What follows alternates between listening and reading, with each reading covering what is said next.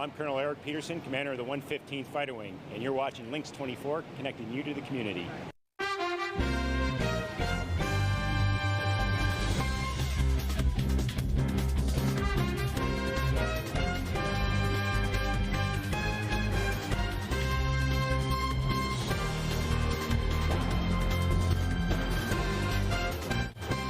Welcome to your Hometown News. I'm April Frelke with my co-host, Joe Minnie, and we're going to have Nick in later on. Yes, can't wait. Can't wait. What's your favorite month of the year, Joe? I'm just thinking, gosh, it's March already. I like May. May? It's just good weather month. Yeah, it's transitioning. Isn't it nice to have the sun out a little longer right now? It's nice out right now, but and it's almost short weather. 45, we'll get the shorts out. Yeah, we'll get it. So it's nice, great weather. Well, the Wisconsin Foods Program is an economic development program designed to promote local and regional sales of Wisconsin products, keeping food dollars in the state. Our first guest is the director of Wisconsin Foods Program at the Wisconsin Department of Agriculture. Please welcome via Zoom, Ryan Dunn. Ryan, great to have you with Joe and I this evening. And so welcome to Lynxx 24. Well, good evening. Thanks for having me. So Ryan, there's a new grant called Buy Local, Buy Wisconsin. With that grant amount running between $5,000 to $50,000, let's start off with what is the grant for and who can apply for it? Sure. More than anything else, what it is an economic development grant. The focus is on increasing Wisconsin local food purchase or sales. The program seeks to do increase awareness and consumption of locally produced foods and related products. Improve distribution of foods or products for consumption. It's designed to help the Wisconsin agricultural and food industry find ways to improve production, processing, marketing, and distribution. Ultimate goal more than anything else is expand Wisconsin's local food system. That doesn't mean necessarily it's food that you eat. Food can be beverages too, doing a lot of things in that area too. So, Ryan, what I understand is that folks have to provide matching funds for whatever funds they want to get a grant for. So what if a farmer doesn't have $10,000 of, let's say, matching funds? Can they use their labor as funds, basically like their sweat equity? It's a great question. Match funds are unfortunately part of the state statute. With that said, though, employees that are earning a wage, those wages can be used as matching funds, so they can apply towards that. All right. Match in this case is 1-to-1 or 50%. So for every grant dollar you receive, you need to match it dollar for dollar as well. Okay. Ryan, I want to kind of go back to the first question I asked you about, like, who can apply, and you were, very good at producing things local. Could you give an example? Is this just somebody, like, is it a farmer that has a large production? Is it somebody who's growing crops or things for a farmer's market? Is it somebody who's baking things? Like when you say produce local, what is, I guess I'm looking at the word produce. Is it from the ground, from the seed to the ground, or is production something in your home? It can be all those things, okay? It's pretty wide. We've got different grantees dealing with hops in the state, things maple syrup, okay? Mushrooms, a lot to do with dairy and cheese, restaurants, things along those nature. The ingredients themselves, 51% needs to be from Wisconsin, okay? So that opens it pretty wide, but as far as who can apply, who's eligible, it's a pretty broad area there. So we're talking about like some kind of improvement project, right? To get these food products out to the market. So what would be an example project that you can think of right now?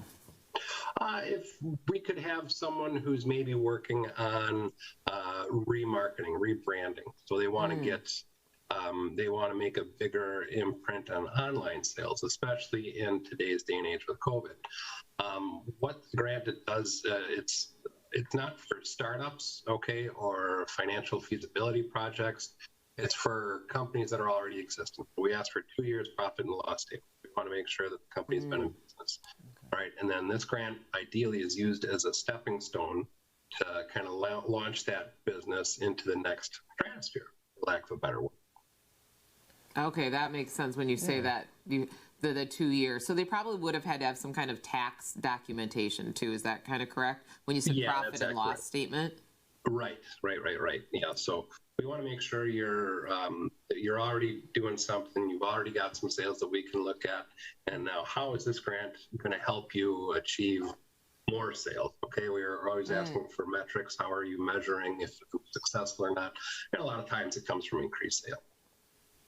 So another example would be like someone they've been a startup for a few years, they've established their product, and they just want to expand it either online or into a larger market, like a distribution. Right. So this would help them get that going too as well then?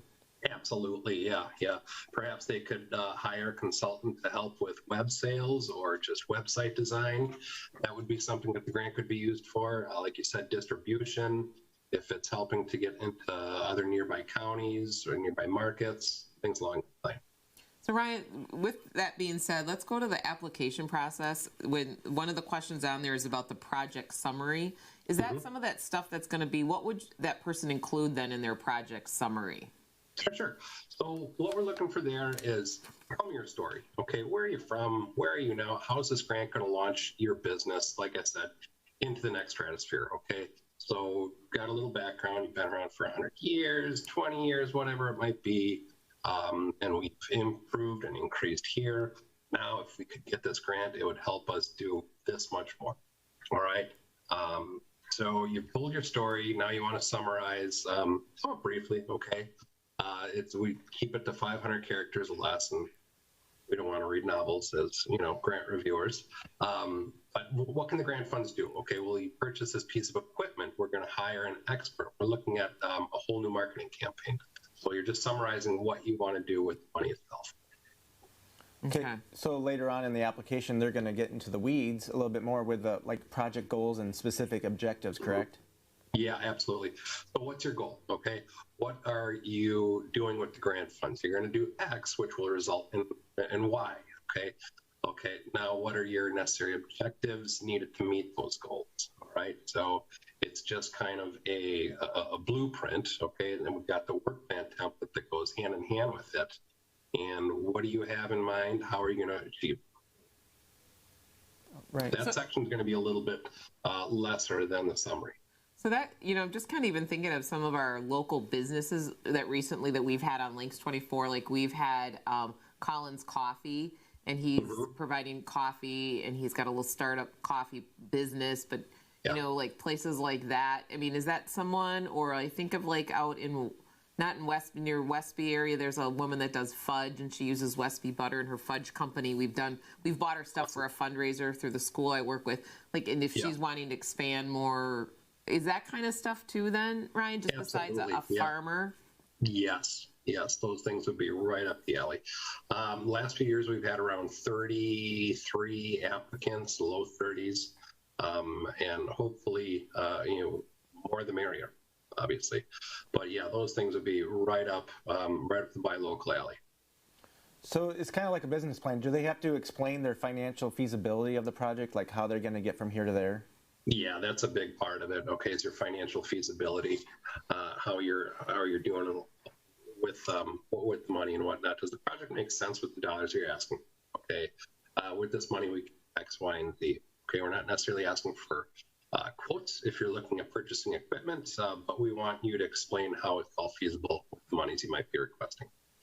And they're probably going to be bringing in quotes and stuff like that to explain dollar for dollar what they need. It makes sense they can include that, but we're not necessarily researching the validity of a piece of equipment. It gets me to point a little bit later on eligible and ineligible expenses. One of those being is that the total cost, if you're looking to purchase equipment, the total cost cannot be greater than $5,000. Okay, well, Ryan, we're going to take a quick break. And we're going to continue our conversation after the break. So if you're interested in completing this grant application form, well, stay tuned. And the catering for cast and crew has been provided by Marco's Italian and American Grill in Warrens. Enjoy a fun and relaxing atmosphere at Marco's. But first, we want to thank our program sponsors, and we'll be right back. Hometown News is brought to you by Oakdale Credit Union, Hardware Hank in New Lisbon, The Fun Company Game Room Store, and the Little Cottage Home Decor and more in New Lisbon.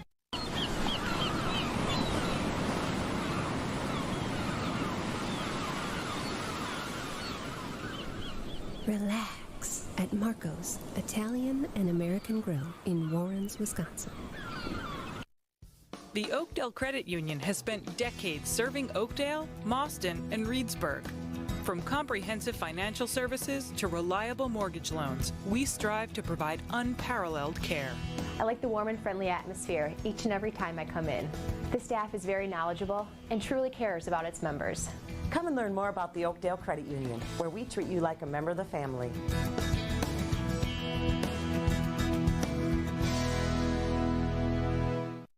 What's the more in the Little Cottage home decor and more? Fashion. Shopping is fun at the Little Cottage.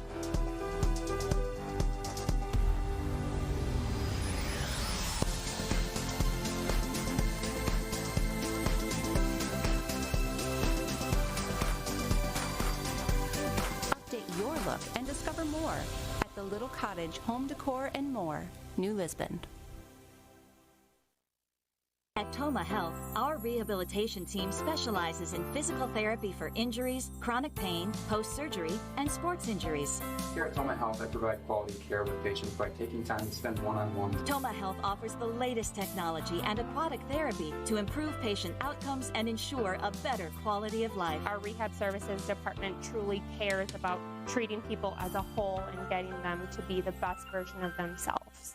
Toma Health offers personalized rehab therapy close to home. This hot tub is so relaxing. The stress of the week just melts away. Hanging out with friends is fun. And we have so many reasons to get together. My Traeger grill is a difference between a good and an amazing barbecue. The Fun Company Game Room Store is where the fun begins. This is Jason Gerke, and this is Lynxx 24, connecting you to the community.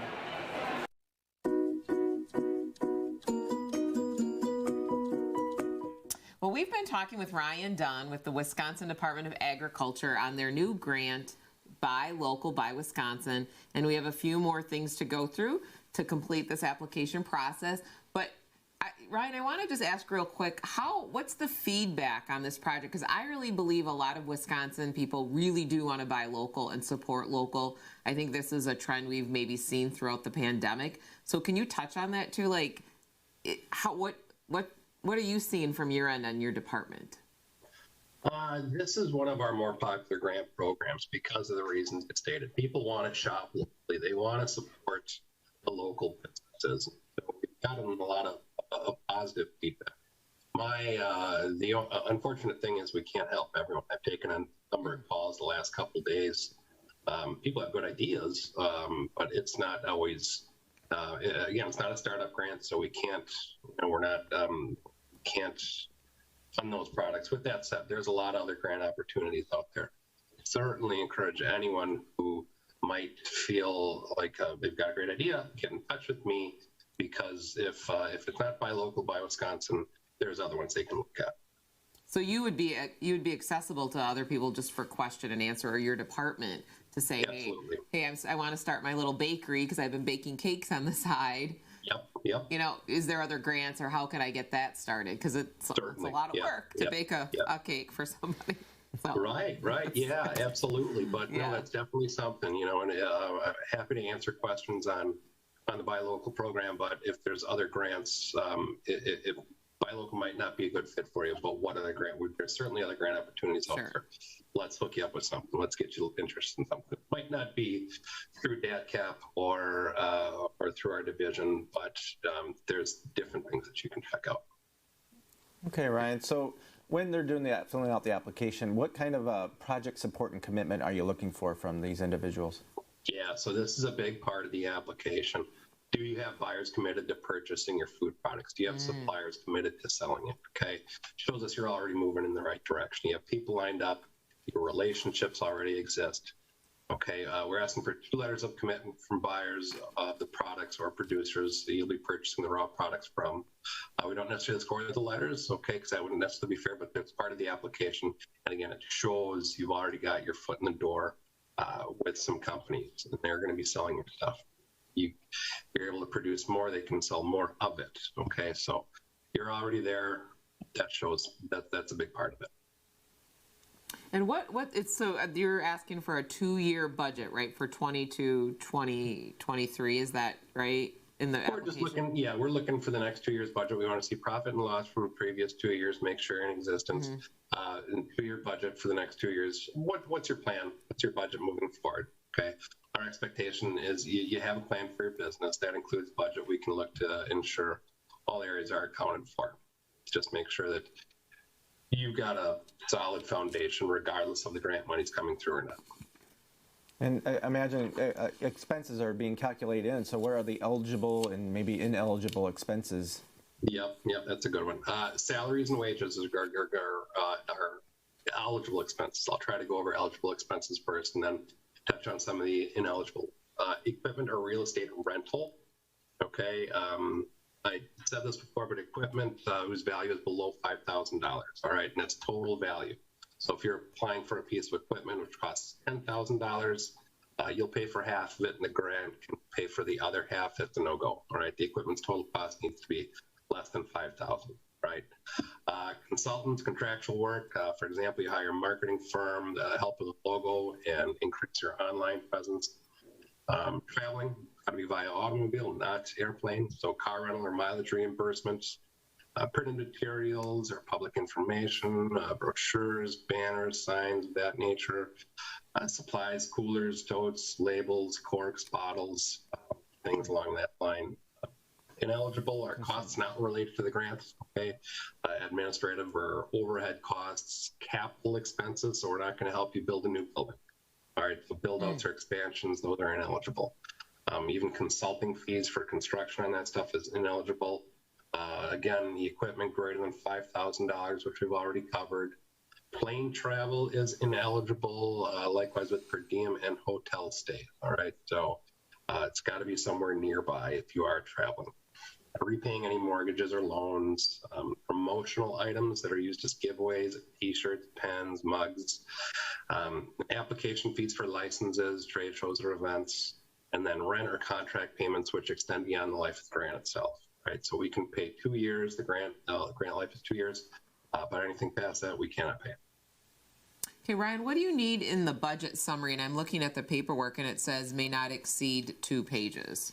Well, it's just justifications for each budget item. Okay, why are these expenses part of the budget in the first place? Okay, we want to see any expenses you'll anticipate for the grant and what you plan on covering yourself.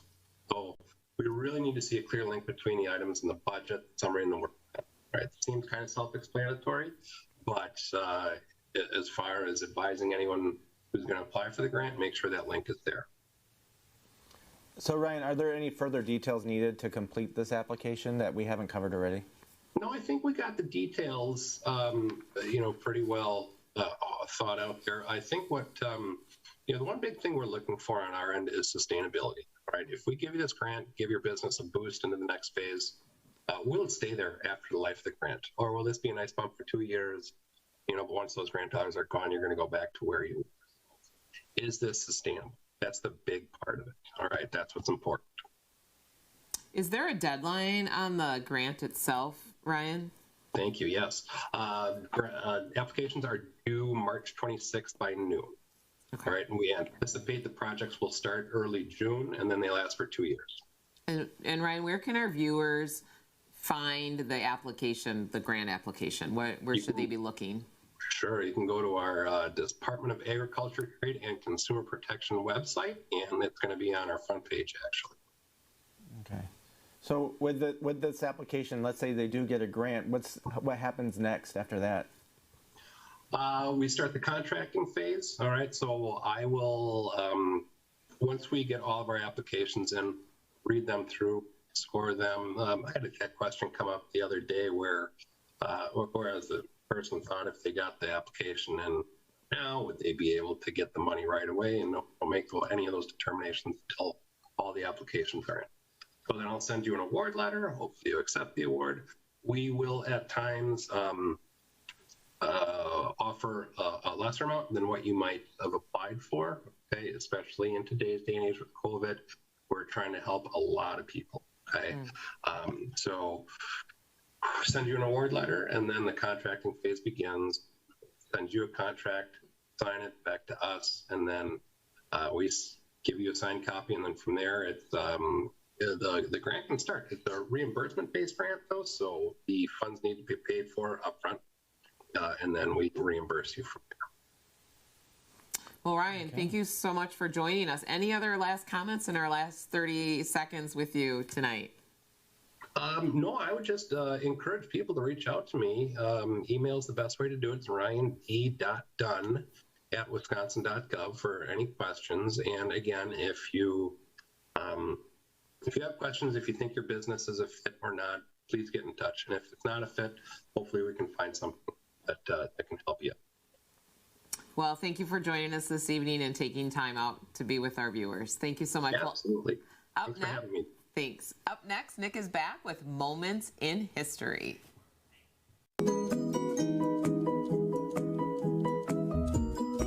What's the more in the little cottage home decor and more? Fashion. Shopping is fun at the little cottage.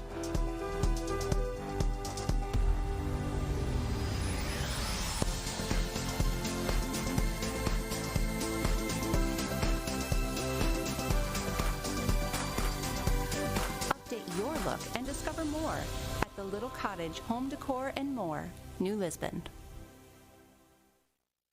This hot tub is so relaxing. The stress of the week just melts away. Hanging out with friends is fun. And we have so many reasons to get together. My Traeger grill is a difference between a good and an amazing barbecue. The Fun Company Game Room Store is where the fun begins. The Oakdale Credit Union has spent decades serving Oakdale, Mauston, and Reedsburg. From comprehensive financial services to reliable mortgage loans, we strive to provide unparalleled care. I like the warm and friendly atmosphere each and every time I come in. The staff is very knowledgeable and truly cares about its members. Come and learn more about the Oakdale Credit Union, where we treat you like a member of the family.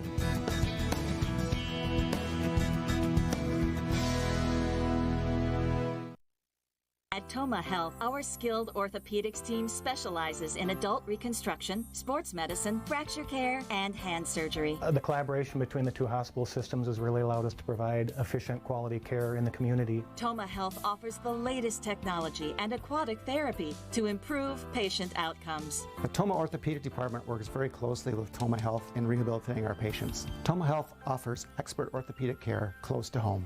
To learn more, visit tomahealth.org. Hardware Hank knows you have projects, lots of important projects, from paint to plumbing, electrical, and yard maintenance. We have the area's largest selection of Milwaukee tools. Hey, it's what the pros use. We even have an in-store chainsaw sharpening service. It's time to build your property's value with Hardware Hank New Lisbon. You've got a lot more going for you with Hank, Hardware Hank.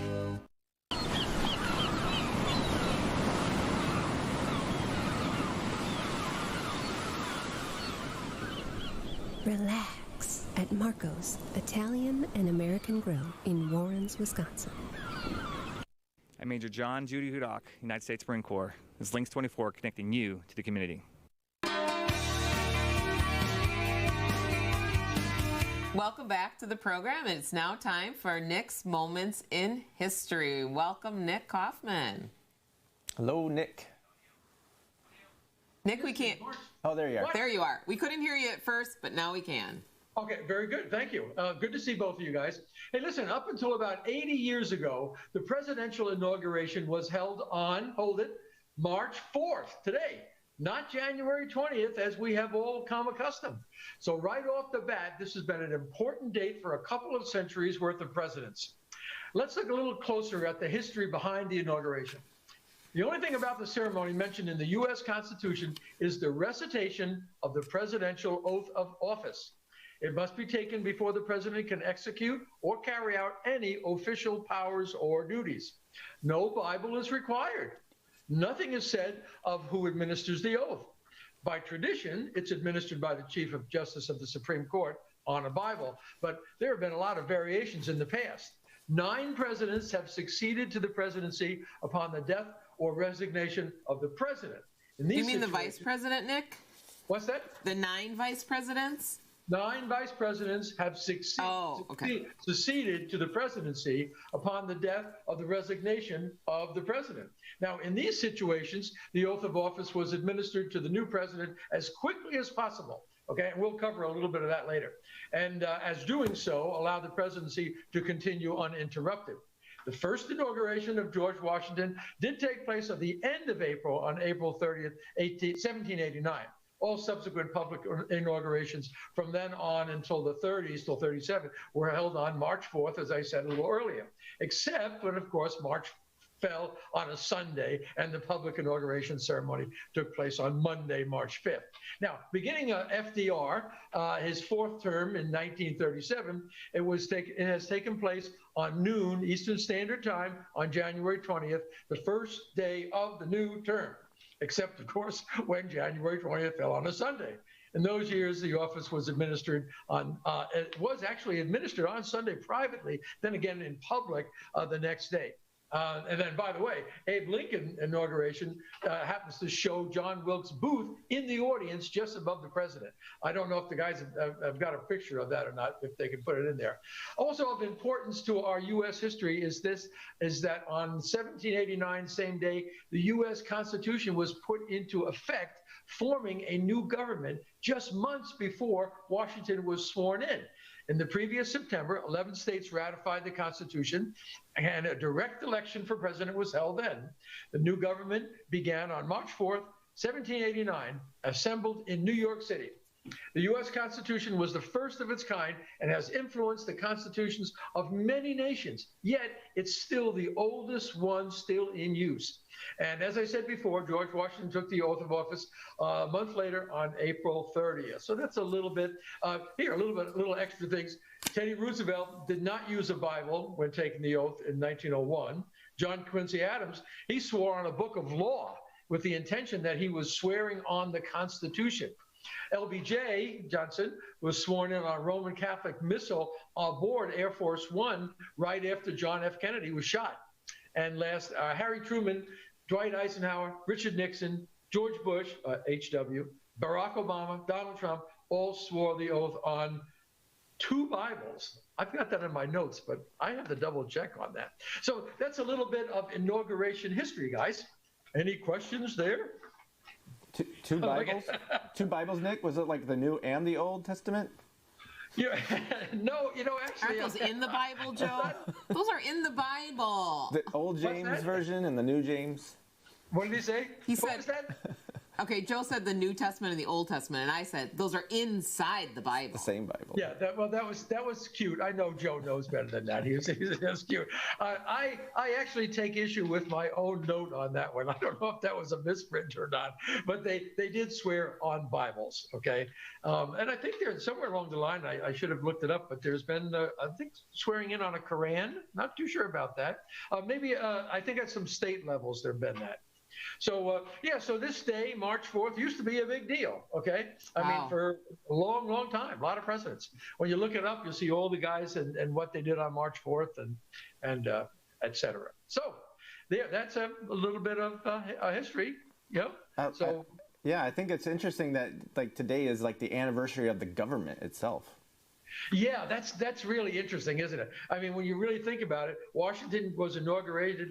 I mean, my gosh, he was just elected a couple months before, and then the Constitution was just ratified and started. So the government kind of moved ahead very, very quickly. Well, thank you, Nick, and thank you those for joining us, where we're connecting you to the community. To the community.